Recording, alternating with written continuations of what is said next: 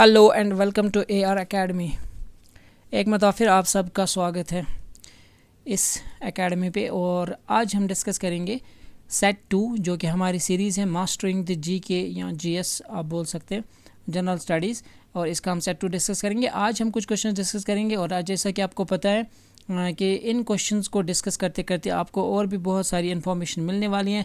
तो रेडी हो जाइए, पेन और पेपर अपने पास ज़रूर रखिए ताकि जो आप यहाँ पे इन्फॉर्मेशन लोगे वो आप बाद में रिवाइज करके उन चीज़ों को कंसोलिडेट कर सकते हैं। ठीक है, अगर अभी तक आपने मेरे चैनल पे सब्सक्राइब नहीं किया है तो सब्सक्राइब का बटन ज़रूर दबाएं और अपने दोस्तों के साथ शेयर भी ज़रूर कीजिएगा।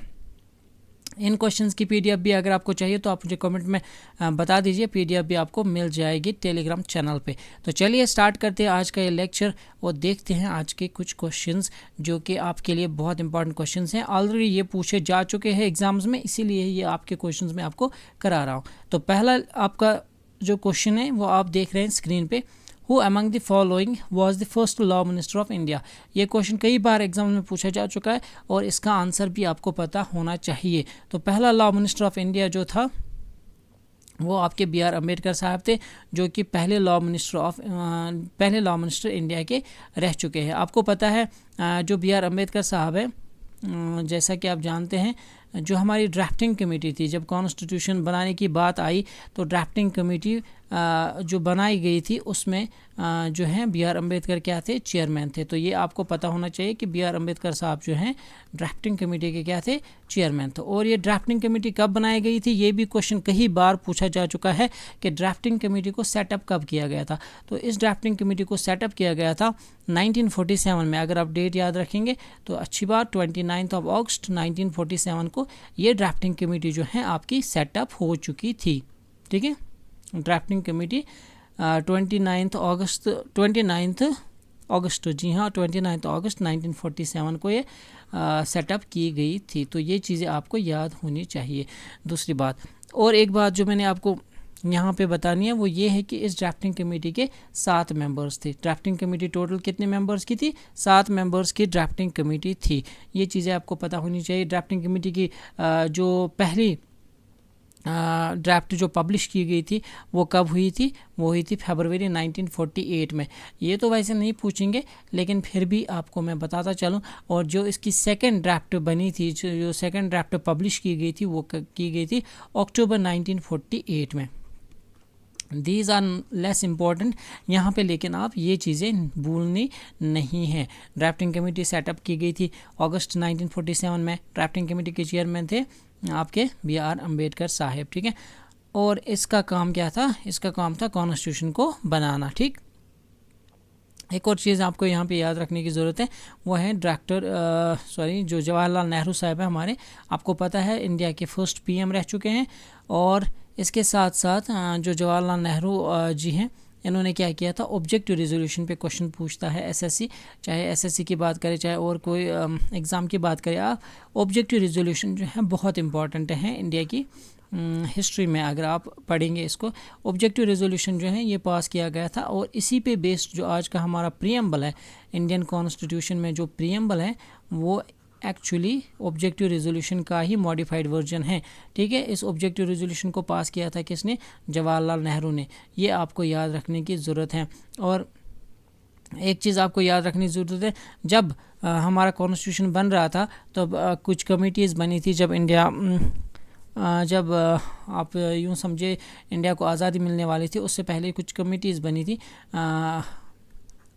जहाँ पे आपको याद रखना है कि यूनियन पावर्स कमेटी और यूनियन कॉन्स्टिट्यूशन कमेटी के हेड कौन थे, जवाहरलाल नेहरू थे। ये भी क्वेश्चन पूछे जाते हैं कि यूनियन पावर्स कमेटी का हेड कौन था और यूनियन कॉन्स्टिट्यूशन कमेटी का हेड कौन था, तो जवाहरलाल नेहरू। ये चीज़ें भी आपको याद रखनी है। हालांकि इसका आंसर हमें पता है, जवाहरलाल नेहरू जी नहीं है, बस मैं आपको ये एक्स्ट्रा कुछ पॉइंट्स बता रहा हूँ।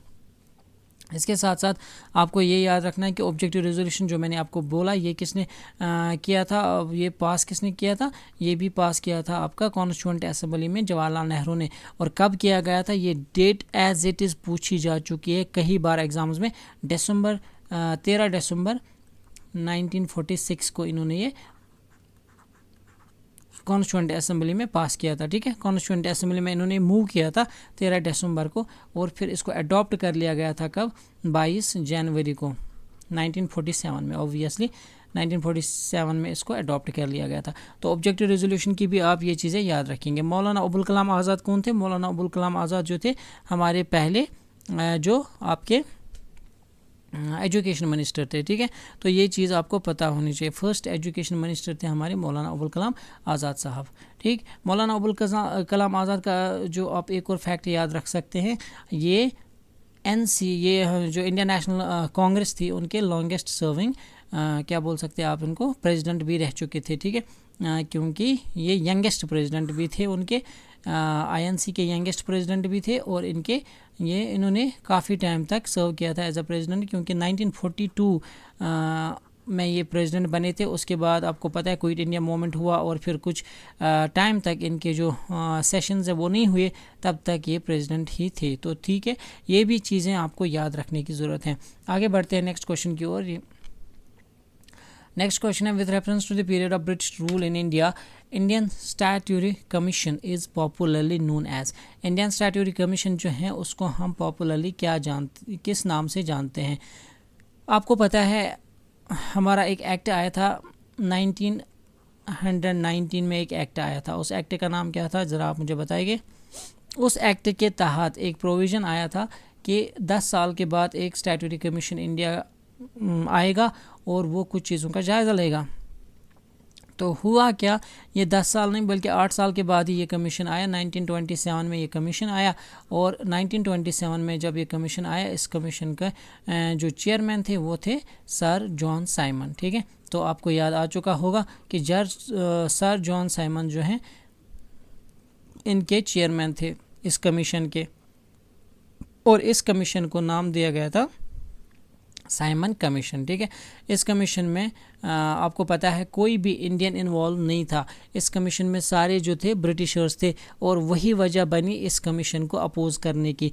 इस कमीशन को अपोज़ किया गया, जिस पे फिर बहुत ज़्यादा क्या हुआ यहाँ पे, गो बैक साइमन के नारे भी लगे इंडिया में, और उसके बाद बहुत सारे प्रोटेस्ट्स हुए, जिसमें आपको पता है लाला लाजपत राय जो है लाठी चार्ज की गई जब ब्रिटिशर्स की ओर से, तो लाला लाजपत राय यहाँ पे मर जाते हैं। वो काफ़ी ज़्यादा ज़ख्मी हो जाते हैं, फिर जब उनको हॉस्पिटल लिया जाता है तो वो यहाँ पे फिर मर जाते हैं। तो ये आपको पता होना चाहिए। ये जो सर जॉन साइमन इसके चेयरमैन थे, और ये कमीशन कितने मेंबर्स का था, 7 मेंबर्स का ये कमीशन था। इसमें भी 7 मेंबर्स थे, ठीक है। तो ये चीज़ें आपको पता होनी चाहिए। और ये जो एक्ट आया था 1909 में, इसको बोलते थे मोंटेगो चैम्सफोर्ड एक्ट, ठीक है, मोंटेगो चैम्सफोर्ड एक्ट। तो ये भी आपको पता होना चाहिए। गवर्नमेंट ऑफ इंडिया एक्ट 1919 जो एक्ट था, ये आपको पता होना चाहिए। तो ये जो कमीशन था साइमन कमीशन। कैबिनेट मिशन तो आपको पता है ये कब आया था, 1946 में। हंटर कमीशन की अगर मैं बात करूं, देखिए हंटर कमीशन इंडियन हिस्ट्री में 2 जगह पे आता है, आपको ये चीज़ याद होनी चाहिए, ये बहुत इंपॉर्टेंट है। एक हंटर कमीशन आया था 1882 में, ये एजुकेशन के लिए आया था ये हंटर कमीशन, जब यहाँ पे कौन थे, लॉर्ड रिपन थे, ठीक है। लॉर्ड रिपन तब थे 1882 में, तब इन्होंने एक कमीशन का एक गठन किया था। उस कमीशन को हम बोलते थे हंटर कमीशन। तो वो हंटर कमीशन है एजुकेशन से रिलेटेड, ठीक है। तो ये बात आपको पहले याद होनी चाहिए, ये एजुकेशन से रिलेटेड कमीशन है। एक और हंटर कमीशन बना था 1919 में, ठीक है। 1919 में क्या हुआ था आपको पता है, इंडियन हिस्ट्री में एक सबसे बड़ा वाक़या हुआ था 1919 में, 13 अप्रैल को हुआ था। क्या हुआ था वो आप मुझे कमेंट में बता देंगे। उस कमीशन, ये जो 13 अप्रैल को ये वाक़या हुआ था, जो आप मुझे कमेंट में बता देंगे इसका नाम, इस दिन क्या हुआ था, फिर एक कमीशन बनाया गया था जो कि इंक्वायरी के लिए बिठाया गया था, एक कमीशन है ना। उस कमीशन का नाम ही था एक्चुअली डिसऑर्डर इंक्वायरी कमीशन। क्या नाम था उसका, डिसऑर्डर इंक्वायरी कमीशन। और उसमें क्या इंक्वायरी करनी थी कि किस तरह से जो जनरल डायर हैं उसने जो ये मैसेकर हुआ था जनरल डायर की वजह से, उस पर इंक्वायरी बैठाई गई थी। उसी का नाम था डिसऑर्डर्स इंक्वायरी कमिटी, ठीक है, डिसऑर्डर्स इंक्वायरी कमिटी। और इस कमिटी के जो हेड थे वो भी एक उनका नाम भी था हंटर, तो उसको भी हंटर कमीशन के नाम से जाना जाता है, ये वाला कमीशन भी। तो आपको पता होना चाहिए 2 हंटर कमीशन हैं, एक एजुकेशन से रिलेटेड, एक ये 1919 में जो ट्रेजेडी हुई थी उससे उसके जो इंक्वायरी कमेटी में एक हंटर थे, उनके नाम पे भी उसका हंटर कमीशन नाम पड़ा था। तो ये 2 चीज़ें भी आपको पता होनी चाहिए। ठीक, आई होप आपने समझ लिया होगा। हंटर कमीशन 1882 में आया था जो कि एजुकेशन से रिलेटेड था, और एक हंटर कमीशन 1919 में बना था जो कि जलियांवाला बाग मैसेकर हुआ था उसकी इंक्वायरी के लिए बिठाया गया था। तो this is the important point. Moving to the next question, which one of the following acts laid the foundation of the British administration in India. इन नीचे जो दिए गए आपके एक्ट्स हैं, इनमें से कौन से एक्ट ने जो है ब्रिटिश एडमिनिस्ट्रेशन की फाउंडेशन हिंदुस्तान में रखी। तो ये आपका क्वेश्चन है, आंसर आप फटाफट से कीजिए। देखिए ये जो क्वेश्चन है ना, इसका राइट आंसर होगा रेगुलेटिंग एक्ट ऑफ 1773। अब इस रेगुलेटिंग एक्ट ऑफ 1773 में क्या हुआ था, आपका जो सबसे इम्पोर्टेंट पॉइंट आपको याद रखना है इस एक्ट में, वो ये हुआ था कि जो गवर्नर ऑफ बंगाल था उसको गवर्नर जनरल ऑफ बंगाल बना दिया गया था। ठीक है, गवर्नर ऑफ बंगाल जो था, गवर्नर ऑफ बंगाल, उसको गवर्नर जनरल ऑफ बंगाल बना दिया गया। गवर्नर ऑफ बंगाल ये कन्वर्ट हुआ था गवर्नर जनरल ऑफ बंगाल। ठीक, इसके साथ साथ जो गवर्नर ऑफ बॉम्बे और मद्रास थे उनको इसके अंदर लाया गया, यानी कि उनको सबऑर्डिनेट रखा गया इसके अंदर। तो ये आपको पता होनी चाहिए, जो गवर्नर ऑफ बंगाल था उसको गवर्नर जनरल ऑफ बंगाल बना दिया गया। उसके साथ साथ it made governors of Bombay and Madras subordinate to the governor general of Bengal, यानी कि उनका जो बॉम्बे और मद्रास के जो गवर्नर्स थे उनको क्या हुआ, उनके जो आप यूँ ये कह सकते हैं कि उनके जो पावर्स हैं उनको लिमिट कर दिया गया, उनका कम कर दिया गया, और ये जो गवर्नर जनरल ऑफ बंगाल थे अब इनके पास पूरे पावर्स आ गए थे। ठीक है, तो ये बात आपको पता होनी चाहिए। इसके साथ साथ इसमें क्या हुआ था, इन्होंने इस टाइम पे एक एग्जीक्यूटिव क्रिएट किया गया था, एग्जीक्यूटिव काउंसिल, जिसकी वजह से क्या होता था, जो असिस्ट करता इस गवर्नर जनरल ऑफ बंगाल को इसके कामों में। ठीक है, एक एग्जीक्यूटिव काउंसिल यहाँ पे क्रिएट किया गया ताकि वो इसको मदद करे इसके कामों में, जो गवर्नर जनरल ऑफ बंगाल थे। तो ये बात आपको याद रखनी है कि फाउंडेशन किसने लेड की यहाँ पे ब्रिटिश एडमिनिस्ट्रेशन की, वो था रेगुलेटिंग एक्ट ऑफ 1773। ये चीज़ आपको पता होनी चाहिए। इसमें जो है कोर्ट ऑफ डायरेक्टर्स भी बनाया गया था, लेकिन वो हम डिटेल्ड आगे पढ़ेंगे जब हम हिस्ट्री एज इट इज़ पढ़ेंगे सब्जेक्ट। फ़िलहाल आप ये चीज़ें बस याद रखिए। पिट्स इंडिया एक्ट 1784, इसके बारे में भी कभी कभी पूछते हैं। अगर मैं यहाँ पे ये सारे एक्ट्स पढ़ाऊँगा तो काफ़ी ज़्यादा लंबा लेक्चर हो जाएगा, इसलिए मैं अभी इन चीज़ों को यहाँ पे स्किप करते हैं, आगे बढ़ते हैं। हिस्ट्री का जब हम अलग से पोर्शन पढ़ेंगे तब इन एक्ट्स को अच्छे से पढ़ेंगे। Next question is Amar Mahal is situated on the banks of. Amar Mahal कहाँ पे सिचुएटेड हैं, कौन से रिवर के बैंक पे सिचुएटेड हैं, ये JKSSB ने ऑलरेडी क्वेश्चन पूछा हुआ है, कई बार पूछा है हालांकि। तो ये अमर महल जो है रिवर तावी पे सिचुएटेड हैं, ये आपको पता होना चाहिए। कहाँ पे हैं ये सिचुएटेड, तावी रिवर के बैंक पे ये सिचुएटेड हैं, और ये राइट बैंक पे सिचुएटेड हैं। दूसरी बात आपको ये याद रखनी है कि ये जो अमर महल है ये डोगराज का, वहाँ पे क्या रहता था, यहाँ पे डोगरा डायनास्टी के लोग रहते थे, यानी कि डोगरा का बादशाह, डोगरा डायनास्टी के जो किंग थे वो रहते थे यहाँ पे।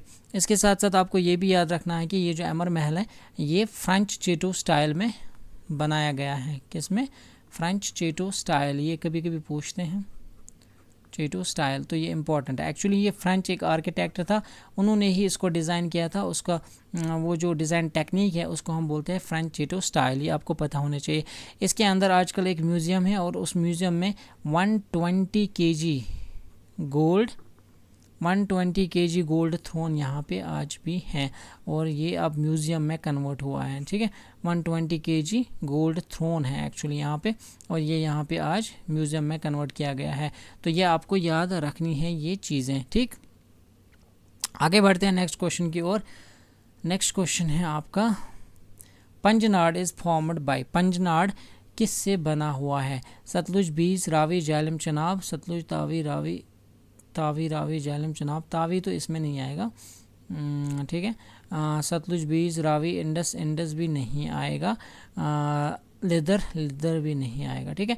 तो इसका राइट आंसर है this is the right answer, first one, ठीक है। सतलुज, बीज, रावी, झेलम और चनाब। ये आपको याद रखना है कि पंजनाड क्या है। पंजनाड है ये बनता है by the Confluence of 5 reverse. ये जो 5 रिवर्स हैं हमारे, जिसमें आपको पता है झेलम है, चनाब है, आपका बीस है, रावी है और सतलुज है, ठीक है। ये 5 रिवर जब मिलते हैं ना एक जगह पे पाकिस्तान के साइड में, तो वहाँ पे बनाते हैं ये पंजनाड। क्या बनाते हैं? पंजनाड। पंजनाड एक्चुअली क्या है? एक संस्कृत टर्म है, ठीक है। ये एक संस्कृत वर्ड है पंजनाड, तो ये आपको याद होना चाहिए। इसके साथ साथ आपको ये भी याद रखना है कि ये जो पंजनाड है इसके नाम पे एक रिवर भी है पाकिस्तान साइड में। खैर अभी छोड़ो, इन बातों को हम अभी यहाँ पे डिस्कस नहीं करेंगे, बस पंजनाड आप याद रखना है। और ये इसके साथ साथ ये भी आप याद रख सकते हैं, ये जो सारी आपके ये जो रिवर्स हैं ये किसकी ट्राइब्यूटरीज़ हैं? आपके इंडस के ट्राइब्यूटरीज़ हैं ना, इंडस रिवर इंडस की ट्राइब्यूटरीज़ हैं ये सारी, ठीक है। तो आगे बढ़ते हैं नेक्स्ट क्वेश्चन की ओर। नेक्स्ट क्वेश्चन है आपका, the 2 head streams of river Chenab are. Chenab की रिवर की जो 2 हेड स्ट्रीम्स हैं, यानी कि चनाब रिवर की जो मेन स्ट्रीम्स हैं जो आती हैं फिर मिल के एक रिवर बनाते हैं जिसको हम चनाब बोलते हैं, वो कौन सी हैं? आपको पता होनी चाहिए। वो हैं चंद्र एंड बागा, ठीक है। चंद्र एंड बागा जो हैं 2 हेड स्ट्रीम्स हैं जो कि आती हैं आपकी हिमाचल प्रदेश के ऊपर वाले इलाकों से और यहाँ पे आके मिल जाती हैं। सपोज़ ये चंद्र हैं और ये बागा हैं और यहाँ पे मिल जाती हैं। इस जगह का नाम आपको पता होना चाहिए, इसको बोलते हैं हम टांडी, टांडी बोलते हैं ना। लाहौल एंड स्पीति रीजन है जो कि हिमाचल प्रदेश में, और यहाँ से नीचे जब ये आती हैं तो इसको बोलते हैं चंद्र बागा। क्या बोलते हैं? आपका चनाब रिवर, सॉरी, चंद्र यहाँ से आ रही हैं और बागा यहाँ से, जब यहाँ से आती है तो इसको बोलते हैं हम चनाब रिवर, ठीक है। ये आपका आता है बारालाचा पास से और इसका है सूर्याताल करके एक रिवर है, वहाँ से इसका ओरिजिन है। तो इसका हम जो चनाब रिवर है इसका अगर हम ओरिजिन देखते हैं तो वो हम बारालाचा पास कंसिडर करते हैं। ये आपको याद रखनी है, बारालाचा पास, ठीक है। तो ये आपको पता होना चाहिए कि चंद्र एंड बागा मिलके हमारा चनाब रिवर बनाते हैं। और ये कहाँ पे आती हैं? टांडी जो है ये लाहौल स्पीति रीजन है हिमाचल प्रदेश का। कहाँ पे? हिमाचल प्रदेश का। ये चीज़ें आपको पता होनी चाहिए। आगे बढ़ते हैं। Kishan Ganga is the tributary of, ये भी रिसेंटली पूछा गया है। किशन गंगा किसकी ट्राइब्यूटरी हैं? Indus, Lidder, Chenab and Jhelum. किशन गंगा जो है ये झेलम की ट्राइब्यूटरी हैं, ये आपको पता होना चाहिए, ठीक है। और झेलम किसकी ट्राइब्यूटरी है? इंडस की ट्राइब्यूटरी हैं, ये भी आपको पता होना चाहिए। ऐसे ही चनाब भी ट्राइब्यूटरी इंडस की, लिदर की जो है ये ट्राइब्यूटरी हैं झेलम की, ठीक है। तो ये चीज़ें आपको पता होनी चाहिए। तो यहाँ पे आंसर क्या आएगा आपका? झेलम। जो किशन गंगा है ये झेलम की ट्राइब्यूटरी है। किशन गंगा पे ही प्रोजेक्ट है जिसको हम किशन गंगा प्रोजेक्ट के नाम से भी जानते हैं, जो कि आपके डिस्ट्रिक्ट बांडीपुर में है, जो कि डिस्ट्रिक्ट बांडीपुर में है, ठीक है। किशन गंगा पे एक प्रोजेक्ट है, उसको बोलते हैं किशन गंगा प्रोजेक्ट। वो कहाँ पे है? डिस्ट्रिक्ट बांडीपुर में। ये भी आपको पता होना चाहिए, पूछा जा सकता है। आगे बढ़ते हैं। Where is the national rail museum located? National rail museum जो है वो कहाँ पे लोकेटेड है? ये है आपका लोकेटेड चनकियापुरी, न्यू दिल्ली, ठीक है। तो ये बस एक यूँ समझिए आप स्टैटिक क्वेश्चन है, इसके बारे में ज़्यादा जानने की कोशिश तो नहीं की मैंने और ना ही जानने की ज़रूरत है, बस आपका एक स्टैटिक क्वेश्चन है, इसको आप ऐसे ही याद रख लीजिए। आगे बढ़ते हैं। विच city is called the city of palaces? City of palaces हम कौन सी सिटी को बोलते हैं? ऑप्शंस में आपके मैसूरू, हैदराबाद, कोलकाता एंड जयपुर। जयपुर को हम पिंक सिटी के नाम से भी जानते हैं और जहाँ तक बात है सिटी ऑफ पैलेसेस, ये हम बोलते हैं कोलकाता को। किसको? कोलकाता, जो कि इंडिया की पहली कैपिटल भी थी, ठीक है, कोलकाता। 1911 में ये कैपिटल शिफ्ट की गई थी दिल्ली, पहले यही कैपिटल होती थी। तो कोलकाता को बोलते हैं हम सिटी ऑफ पैलेसेस, ये आपको पता होनी चाहिए, ठीक है। और हैदराबाद में आपका क्या मिलता है? चार मीनार, ठीक है। चार मीनार कहाँ पे मिलता है आपका? हैदराबाद में। ये आपको पता होना चाहिए। चार मीनार पूछा जा सकता है और कई एग्जाम्स में पूछा जा भी चुका है एसएससी की तरफ से। तो चार मीनार आपका हैदराबाद में है। और मैसूरू से बिलोंग करते थे आपके टीपू सुल्तान, ठीक है। आगे बढ़ते हैं। Where is the Dilwara temple located, Dilwara temple जो है कहाँ पे लोकेटेड है, दिलवारा टेम्पल जो है आपका ये माउंट आबू राजस्थान में है, ठीक है। तो ये दिलवारा टेम्पल जो है ये एक जैन टेम्पल है, ये आपको पता होना चाहिए क्या है, जैन टेम्पल है ये, यानी जैन धर्म का ये यहाँ पे मंदिर है, दिलवारा टेम्पल जो कि राजस्थान में है। जैन में से एक बहुत बड़ा जैन मज़हब का ये एक बहुत बड़ा टेम्पल है, ये आपको पता होना चाहिए। आगे बढ़ेंगे। Which city is known as the Manchester of south India, कौन सी सिटी को बोलते हैं मैनचेस्टर ऑफ साउथ इंडिया, ठीक है। तो यहाँ पे मैं आपको 2-3 क्वेश्चंस क्लियर कर दूंगा। मैनचेस्टर ऑफ साउथ इंडिया किसको बोलते हैं, हम कोयम्बटूर को, ठीक है। कोयम्बटूर को इसलिए मैनचेस्टर ऑफ साउथ इंडिया बोलते हैं क्योंकि यहाँ पे जो टेक्सटाइल्स है, टेक्सटाइल बेस्ड एक जो है इंडस्ट्रीज़ यहाँ पे काफ़ी ज़्यादा फेमस हैं, ठीक। तो ये आपको याद रखना है। इसके साथ साथ आपको ये भी याद रखना है, अगर आपसे पूछा जाएगा मैनचेस्टर ऑफ इंडिया तो एक अलग आंसर है, ठीक है। आई होप आपको पता हो, मैनचेस्टर ऑफ इंडिया हम बोलते हैं अहमदाबाद को, ठीक। मैनचेस्टर ऑफ इंडिया अगर बोला तो अहमदाबाद आंसर रहेगा, मैनचेस्टर ऑफ साउथ इंडिया अगर कहा तो आपका आंसर कोयम्बटूर है, ठीक है, अहमदाबाद। अहमदाबाद आपका मैनचेस्टर ऑफ इंडिया। इसके साथ साथ एक और चीज़ें जो आपको याद रखनी है, बेंगलोर, इसको ये वाला क्वेश्चन तो अभी आया भी था, बेंगलोर को हम बोलते हैं सिलिकॉन सिटी ऑफ इंडिया, ठीक है। बेंगलोर को, बेंगलुरु जो जिसका नाम बोलते हैं, इसको बोलते हैं हम सिलिकॉन वैली ऑफ इंडिया या सिलिकॉन सिटी ऑफ इंडिया। इसके साथ साथ इसको गार्डन सिटी भी बोलते हैं, ठीक है, सिलिकॉन सिटी या सिलिकॉन वैली और गार्डन सिटी, ये चीज़ें आप भी याद रखेंगे, गार्डन सिटी भी इसको बोलते हैं, ठीक। तो ये भी आपको पता होना चाहिए। इसके साथ साथ एक और पॉइंट जो आप यहाँ पे याद रखेंगे या लिख के रखेंगे वो है आपका मदुरई, मदुरई को बोलते हैं एथेंस ऑफ द ईस्ट, क्या बोलते हैं, Athens of east, Athens of east किसको बोलते हैं, मदुरई को। मदुरई कहाँ पे, चेन्नई में, ठीक, मदुरई। कमेंट में आप मुझे ये ज़रूर बता दीजिए कि एवरग्रीन सिटी ऑफ इंडिया किसको बोलते हैं, ठीक है। कमेंट में आप मुझे बताएंगे कि एवरग्रीन सिटी ऑफ इंडिया किस सिटी को कहते हैं, ठीक। आगे बढ़ते हैं। Where are the headquarters of the world trade organisation located, जो वर्ल्ड ट्रेड ऑर्गेनाइजेशन है आपकी WTO जिसको हम बोलते हैं, उसका हेडक्वार्टर कहाँ पे लोकेटेड है, इस क्वेश्चन का आंसर आपको करना है। जो ये वर्ल्ड ट्रेड ऑर्गेनाइजेशन है इसका जो हेडक्वार्टर, पहले मुझे ये बताइए जो WTO है ये कब से बनी है, ये आपकी जो इस्टेब्लिश हुई है 1995 में। इससे पहले जो है WTO को एक और नाम से जानते थे हम, जिसका नाम था GATT, general agreement on trade and tariff, ठीक है। तो 1994 में होता है यूरुग्वे राउंड, जहाँ पे इसके जो कंट्रीज़ हैं वो मिलती हैं, फिर वहाँ पे एक रेजोल्यूशन पास होता है जिसमें WTO यानी कि वर्ल्ड ट्रेड ऑर्गेनाइजेशन का जन्म होता है। तो 1995 से WTO चालू है, ठीक है। इसके जो हेडक्वार्टर्स हैं वो है जेनेवा स्विट्ज़रलैंड में, ठीक है। तो ये आपको पता होना चाहिए और थोड़ी सी हिस्ट्री भी पता होनी चाहिए कि 1995 में इस्टेब्लिश हुआ है और हेडक्वार्टर्स कहाँ पे हैं, जेनेवा स्विट्ज़रलैंड में, ठीक। आगे बढ़ते हैं। Dampa tiger reserve is situated in which state, Dampa tiger reserve जो है वो कौन सी स्टेट में सिचुएटेड हैं, कौन सी स्टेट में सिचुएटेड हैं, तो आपको पता होना चाहिए। जैसे असम है हमारा, असम के बहुत से फेमस टाइगर रिजर्व्स हैं जो आपको पता होंगे, लेकिन जो दंपा टाइगर रिजर्व हैं वो है हमारा मिज़ोरम में, कहाँ पे है, मिज़ोरम में, ठीक। तो ये अब बात आप याद रखेंगे, मिज़ोरम में है। असम में आपको पता है मानस है, ये आपको पता होना चाहिए, मानस सबसे फेमस है। इसके साथ साथ नामेरी भी हैं, ओरांग भी हैं, ये कहाँ पे हैं, असम में, ठीक, नामेरी, ओरांग, तो ये आपको पता होना चाहिए, ठीक। इसके साथ साथ आपको एक और बात मैं यहाँ पे बोलूँगा जो कि बहुत इम्पॉर्टेंट है, वो ये है कि अभी अभी रिसेंटली एक और टाइगर रिजर्व ऐड किया गया था, उसका नाम था डोलपुर, ठीक है, डोलपुर करौली, डोलपुर करौली टाइगर रिजर्व जो अभी अभी रिसेंटली, एक मिनट, तो मैं आपको बोल रहा था कि रिसेंटली एक टाइगर रिजर्व बना है जिसका नाम क्या है, डोलपुर करौली टाइगर रिजर्व, और ये टाइगर रिजर्व इंडिया का 54th टाइगर रिजर्व बना है, ठीक है, 54th टाइगर रिजर्व बना है, ये चीज़ आपको पता होनी चाहिए। इसके साथ साथ आपको ये भी पता होना चाहिए कि ये जो टाइगर रिजर्व है ये कहाँ पे है, राजस्थान में, कहाँ पे, राजस्थान में। राजस्थान में और भी कुछ टाइगर रिजर्व्स हैं। ये राजस्थान का 5वां टाइगर रिजर्व बना है। कितना? 5वां टाइगर रिजर्व राजस्थान में, ये आपको पता होनी चाहिए। लास्ट लेक्चर में मैंने आपको राजस्थान के कुछ टाइगर रिजर्व्स के नाम भी बताए थे, अगर आपको याद है तो कमेंट में ज़रूर बता दीजिए। हिंट देता हूँ मैं, एक तो है रन, आप बाकी बता दीजिए क्या नाम है इसका, और एक है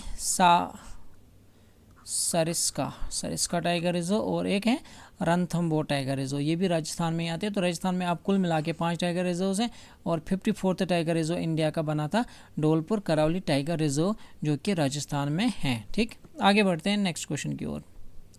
नेक्स्ट क्वेश्चन है आपका, the primary role of the reserve bank of India is. Reserve bank of India का जो प्राइमरी रोल है वो क्या है? Landing money to the public, managing state finances, regulating the banking system and controlling the money supply, providing loans for farmers. ठीक, providing loans to farmers. तो इसका जो मेन जो इसका काम होता है, जो आप बोल सकते हो प्राइमरी रोल जो है हमारे रिजर्व बैंक ऑफ इंडिया का, वो है regulating the banking system. Banking system को रेगुलेट करना, इसको बोलते हैं ना, रिजर्व बैंक ऑफ इंडिया को हम क्या बोलते हैं? इसको हम बोलते हैं सेंट्रल बैंक ऑफ इंडिया। ठीक है, और सेंट्रल बैंक ऑफ इंडिया का काम क्या होता है? जो बाकी बैंक्स हैं पूरी कंट्री में, उनका रेगुलेशन, उनको रेगुलेट करना, उनका आप बोल सकते हैं उनका जो पूरा सिस्टम वो वही देखता है। ठीक, तो ये आपको पता होना चाहिए। इसके साथ साथ कंट्रोलिंग द मनी सप्लाई, यानी कि मनी सप्लाई कितनी है इकोनॉमी में, उसको कंट्रोल करना, तो ये आपको पता होना चाहिए। This is the primary function of reserve bank of India. ठीक है, रिजर्व बैंक ऑफ इंडिया के जो रिसेंटली नए reserve bank of India RBI का जो नया गवर्नर बना है, उसका कमेंट में आप मुझे नाम ज़रूर बता दें। आरबीआई के नए गवर्नर रिसेंटली बने हैं ना, उसके ज़रूर आप मुझे कमेंट में नाम बता दीजिए। आगे बढ़ते हैं। The reserve bank of India is responsible for. Reserve bank of India किस चीज़ के लिए रिस्पॉन्सिबल हैं? अभी हमने ऊपर एक फंक्शन देखा रिजर्व बैंक ऑफ इंडिया का, मेन और आप बोल सकते हैं सबसे इंपॉर्टेंट फंक्शन क्या था, वो हमने देखा। अब आपको बताना है ये किस चीज़ के लिए रिस्पॉन्सिबल है और किस चीज़ के लिए। Issuing and maintaining the supply of money in the economy, formulating the national budget, conducting elections in India, drafting policies for agriculture. तो आपको पता है, मैंने अभी आपको बताया कि इसका काम क्या है, इशू करना और मेंटेन करना सप्लाई ऑफ मनी को। ठीक है, इकोनॉमी में कितनी मनी है उसको इशू करना, और उसको आपको पता है हमारा आरबीआई ही जो है आपके जो नोट्स प्रिंट करते हैं वो आरबीआई ही करता है। ठीक है, तो मनी को सप्लाई करना और मनी सप्लाई को मेंटेन करना इकोनॉमी में, ये आरबीआई का काम है। ठीक है, रही बात बजट की, तो ये आरबीआई नहीं बनाता, बजट आपकी बनाती है फाइनेंस मिनिस्ट्री। ठीक है, जो आपकी फाइनेंस मिनिस्ट्री है कंट्री की, वही बजट आपका प्रिपेयर करती है। कंडक्शन ऑफ इलेक्शंस, इलेक्शन कौन कराता है? हमारा ECI, election commission of India, और ये हमारे कॉन्स्टिट्यूशन के कौन से आर्टिकल के तहत होता है? आर्टिकल 324, ये आपको पता होना चाहिए। 324 से लेके 329 तक आपके इलेक्शंस होते हैं। ठीक है, तो ये आपको पता होना चाहिए। उसके बाद ड्राफ्टिंग पॉलिसीज़ फॉर एग्रीकल्चर, ये तो एग्रीकल्चर की जो मिनिस्ट्री होती है उसका काम है, ये कोई काम इनका नहीं है आरबीआई का। ठीक, आगे बढ़ते हैं नेक्स्ट क्वेश्चन की ओर। When was the United Nation charter adopted. United Nations का जो चार्टर है वो कब अडॉप्ट किया गया था? आपको पता है यूएन एक बहुत इंपॉर्टेंट बॉडी है और इस पे क्वेश्चंस बहुत बनते हैं। इनका चार्टर कब अडॉप्ट किया गया था? इनका चार्टर अडॉप्ट किया था जून 1945 में। ठीक है, ये आपको याद रखना है। इनका चार्टर अडॉप्ट किया गया था 25 जून 1945। ठीक, और ये 24 अक्टूबर को हम मनाते हैं यूएन डे, क्योंकि इस दिन जो है ये शुरू हुआ था। ठीक, तो ये बातें आपको पता होनी चाहिए। आगे बढ़ते हैं नेक्स्ट क्वेश्चन की ओर, यहाँ पे मैं ज़्यादा टाइम नहीं लूँगा। United Nations is considered the successor of. United Nations को हम किसका सक्सेसर बोलते हैं? यानी कि यूनाइटेड नेशन से पहले एक और ऑर्गेनाइजेशन थी पूरी दुनिया में जिसका मोटिव भी यही था कि पूरी दुनिया में पीस, शांति को बनाए रखे। ठीक है, क्योंकि पहला वर्ल्ड वॉर आपको पता है जो हुआ था 1914 में स्टार्ट, 1918 तक वो चला। फिर वहाँ पे क्या हुआ, जो वर्ल्ड लीडर्स थे उन्होंने कहा कि हमें वॉर्स को रोकना है। उसके लिए उन्होंने एक ऑर्गेनाइजेशन बनाई, उसको बोलते थे द लीग ऑफ नेशंस। ठीक है, द लीग ऑफ नेशंस आई थी कब इस्टेब्लिश हुई थी? 1920 में लीग ऑफ नेशंस बनी थी। वुड्रो विल्सन जो कि अमेरिका के तब प्रेसिडेंट थे, उन्होंने ये बनवाई थी लीग ऑफ नेशंस। ये कब बनी थी? 1920 में। और ये जनवरी 1920 में बनी थी, और इसका भी काम वही था जो आज यूएन का, यूनाइटेड नेशंस का काम है। तो ये आपको पता होना चाहिए। इसके जो हेड क्वार्टर थे वो थे जेनीवा में, ठीक है। इसके हेड क्वार्टर कहाँ पे थे? जेनीवा में थे। लेकिन फिर क्या हुआ 1939 में, आपको पता है फिर से क्या हुआ, 1939 में वर्ल्ड वार हुआ। तो जो जिस चीज़ के लिए बनी थी वर्ल्ड वार को रोकने के लिए, उसका तो ये उसमें तो फेल हुई है, ठीक है।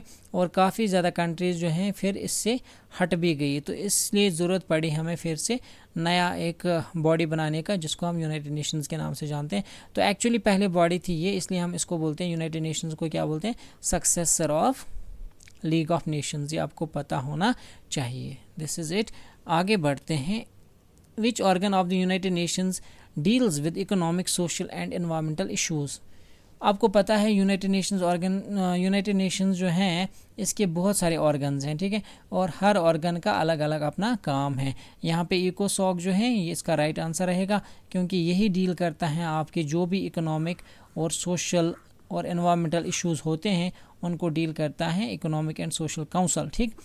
और ये जो है इंटरनेशनल कोर्ट ऑफ जस्टिस, इसके बारे में भी आपको पता है बहुत क्वेश्चंस पूछे जाते हैं, स्पेशली इसका हेड क्वार्टर कहाँ पे है, यानी कि ये कहाँ पे लोकेटेड है। तो ये है आपका हॉग नीदरलैंड्स में है ये आपको पता होना चाहिए। इसके साथ साथ ये भी आपको पता होना चाहिए कि इसमें 9 साल के लिए जब जज चुना जाता है ना, इसका जज इंटरनेशनल कोर्ट ऑफ जस्टिस का, उनका टेन्योर होता है 9 ईयर्स का। कितना? 9 ईयर्स का। और इसमें 15 जजेस बैठते हैं। आगे बढ़ते हैं। In the constitution of India promotion of international peace and security is included in the constitution of India में एक आपको पता है कॉन्स्टिट्यूशन ऑफ इंडिया में promotion of international peace and security, इसके लिए भी प्रोविजंस हैं। और ये कहाँ पे ये प्रोविजंस इंक्लूड हैं वही आपको क्वेश्चन में पूछ रहा है। Preamble of the constitution, directive principles of state policy, fundamental duties या 9th शेड्यूल। तो आपको पता होना चाहिए ये कहाँ पे हैं। ये हैं आपके फंडामेंटल ड्यूटीज़ में, ठीक। ये जो है promotion of international peace and security, ये आपका आर्टिकल 51A जो कि आपका फंडामेंटल ड्यूटीज़ है उसमें लास्ट है। लास्ट तकरीबन जे होगा, तकरीबन जे सब क्लॉज जे होगा तकरीबन। इसको एक बार चेक कर लेना, लेकिन आपको बस इतना पता होना चाहिए कि ये फंडामेंटल ड्यूटीज़ में आता है। हमारा promotion of international peace and justice कहाँ पे आता है? Directive principles, sorry it's not fundamental duty, sorry ये आपका जो आएगा ये यहाँ पे आता है directive principles of state policy, DPSPs हैं हमारे। आर्टिकल 51 में आएगा, ये 51A में नहीं आएगा। सॉरी यहाँ पे मैं भी थोड़ा कहाँ चला गया। ये जो है आपका ये आएगा आपका आर्टिकल 51 में। Promotion of international peace and security जो है इंडिया का directive principles of state policy में आता है, ठीक है। इस चीज़ को एक बार चेक भी करेंगे आप फिर भी, लेकिन जहाँ तक मुझे लगता है ये इसी में आता है directive principle of state policy, जो कि हमारी कहाँ से स्टार्ट होते हैं? आर्टिकल 36 से लेके आर्टिकल 51 तक directive principles of state policy यानी कि DPSPs आते हैं। और इसमें इंपॉर्टेंट DPSP क्या है जो बार बार पूछे जाता है? Article number 40। आर्टिकल नंबर 40 किससे रिलेटेड है? पंचायत राज से रिलेटेड है। आर्टिकल नंबर 44, आर्टिकल नंबर 44 किससे रिलेटेड है? आपका UCC यूनिफॉर्म सिविल कोड, क्योंकि ये चर्चा में रहते हैं इसलिए मैं बोल रहा हूँ। और आर्टिकल 48A इनको आप एक बार ज़रूर देखिए, ये भी इम्पोर्टेंट है ना, जो कि आपके एनवायरनमेंट से रिलेटेड एक है 48A आई गेस। तो ये आपको देखने की ज़रूरत है यहाँ पे, ठीक है। अगर हम बात करेंगे फंडामेंटल राइट्स की, तो वो आपको पता है आर्टिकल नंबर 12 से लेके आर्टिकल नंबर 35 तक है। और ये आपका पार्ट 3 आता है, ठीक है। पार्ट 3 आपके कॉन्स्टिट्यूशन का, ये आपको पता होना चाहिए। तो ये जो है promotion of international peace and justice, ये आपका आता है directive principles of state policy में, ठीक है। प्रियम्बल में तो नहीं आता, ये आपको पता है। आगे बढ़ते हैं लास्ट क्वेश्चन की ओर। Which one of the following categories of fundamental rights incorporates protection against untouchability as a form of discrimination? इनमें से कौन सा फंडामेंटल राइट जो है इनकॉर्पोरेट करता है किसको? अनटचेबिलिटी को, ठीक है। यानी कि आपको सिंपली बताना है कि अनटचेबिलिटी कौन से फंडामेंटल राइट्स का हिस्सा है। Right against exploitation, right to freedom, right to constitutional remedies and right to equality. चलो मुझे फटाफट से इसका आंसर आप कमेंट में बता दो, तब तक मैं आपको ये बताऊं ये कहाँ से आया। राइट टू कॉन्स्टिट्यूशनल रेमेडीज़ जो है ये कौन सा आर्टिकल है, इसको heart and soul of Indian constitution भी कहते हैं, आर्टिकल नंबर 32 है ये, राइट टू कॉन्स्टिट्यूशनल रेमेडीज़, ठीक है। तो ये आपको पता होना चाहिए। ये जो आता है आपका ये राइट टू फ्रीडम में आता है, ठीक है। अनटचेबिलिटी का जो आर्टिकल है दैट्स आर्टिकल नंबर 17, ये भी आपको पता होना चाहिए। अनटचेबिलिटी का आर्टिकल है आपका आर्टिकल नंबर 17 और ये आता है राइट टू फ्रीडम में, आपको पता होना चाहिए। आर्टिकल 18 क्या है, टाइटल्स के खिलाफ, है ना, एबॉलिशन ऑफ टाइटल्स आर्टिकल 18 में आता है, ठीक। तो ये आपको पता होना चाहिए। राइट अगेंस्ट एक्सप्लॉयटेशन कहाँ पे आते हैं, article 23 and 24, right against exploitation article 23 and 24 ये आपको पता होना चाहिए। राइट टू रिलीजियस फ्रीडम, जो रिलीजियस के राइट्स हैं वो आप आर्टिकल 25 से लेकर 28 तक आते हैं। तो आपको पता होनी चाहिए ये जो फंडामेंटल राइट्स हैं ये भी आपको पता होने चाहिए, ठीक है। तो आज के लिए इतना ही इस लेक्चर में, मिलेंगे अगले लेक्चर में। और जो मैंने क्वेश्चंस पूछे थे उनका आप आंसर ज़रूर कीजिएगा, और जितने भी आज हमने डिस्कस किए क्वेश्चंस पॉइंट्स ये आप ज़रूर याद रखिए, क्योंकि ये एग्ज़ाम में आपके पूछे जाएंगे। और सब्सक्राइब ज़रूर करिए अगर अभी तक आपने सब्सक्राइब नहीं किया है तो। मिलेंगे आपसे अगले लेक्चर में, तब तक के लिए आप खुश रहिए, आबाद रहिए।